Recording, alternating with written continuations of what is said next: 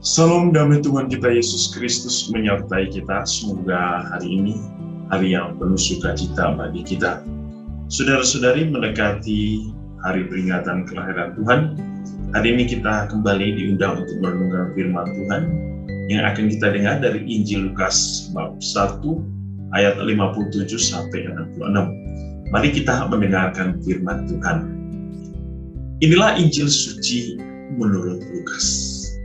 Kemudian, genaplah bulannya bagi Elizabeth untuk bersalin, dan ia pun melahirkan seorang anak laki-laki. Ketika tetangga-tetangganya serta sanak saudaranya mendengar bahwa Tuhan telah menunjukkan rahmat-Nya yang begitu besar kepadanya, bersukacitalah mereka bersama-sama dengan dia. Maka datanglah mereka pada hari yang ke-8 untuk menyunatkan anak itu, dan mereka hendak menamai dia Zakaria, menurut nama bapaknya. Tetapi ibunya berkata, "Jangan, ia harus dinamai Yohanes." Kata mereka kepadanya, "Tidak ada di antara sanak saudaramu yang bernama demikian." Lalu mereka memberi isyarat kepada bapaknya untuk bertanya, nama apa yang hendak diberikannya kepada anak itu. Ia meminta batu tulis, lalu menuliskan kata-kata ini, namanya adalah Yohanes. Dan mereka pun heran semuanya. Dan seketika itu juga terbukalah mulutnya dan terlepaslah lidahnya. Lalu ia berkata-kata dan memuji Allah. Maka ketakutanlah semua orang yang tinggal di sekitarnya. Dan segala peristiwa itu menjadi buah tutur di seluruh pegunungan Yudea. Dan semua orang yang mendengarnya merenungkannya dan berkata, menjadi apakah anak ini nanti? Sebab tangan Tuhan menyertai dia. Demikianlah sabda Tuhan, terpujilah Kristus. Saudara-saudari yang dikasihi Tuhan, kalau kita mendengar peristiwa hari ini, yaitu Yohanes menerima kasih karunia Allah sebab ia dilahirkan dari satu peristiwa yang luar biasa, yaitu Elizabeth ibunya mengandung pada usia yang tua, ya, dikatakan sebagai usia yang mandul. Lalu apa yang kita bisa lihat dalam peristiwa hari ini yang berhubungan dengan kelahiran Yohanes? Pertama, bahwa ini adalah kuasa Allah, peristiwa kuasa Allah. Bahwa kelahiran Yohanes hari ini dianggap sebagai suatu mujizat. Ya. Mujizat oleh kenapa? Yohanes lahir dari rahim seorang perempuan mandul, yaitu bernama Elizabeth.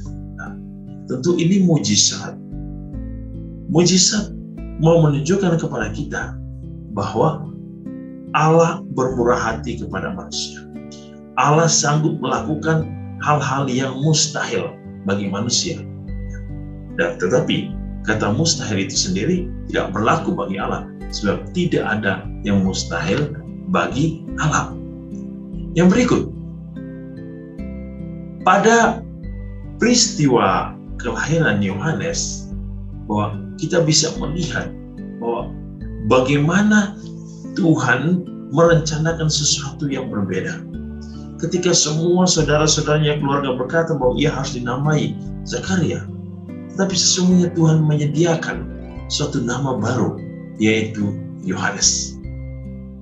Ini mau menunjukkan kepada kita bahwa Allah itu benar-benar mempersiapkan Yohanes sebagai pribadi yang penting dalam hidup.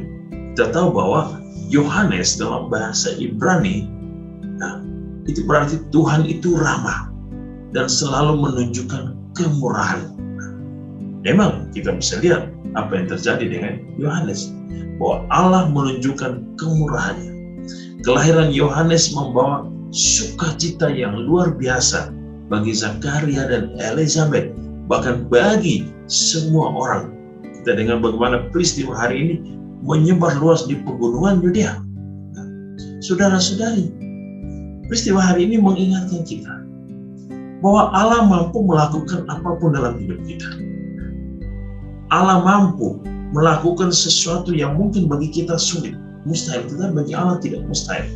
Yang dibutuhkan adalah sikap hidup yang seperti dinyatakan oleh Elizabeth dan Zakaria. Mereka benar-benar percaya, mengandalkan Tuhan. Mereka hidup suci di hadapan Tuhan. Mereka adalah orang-orang yang saleh, keluarga yang saleh.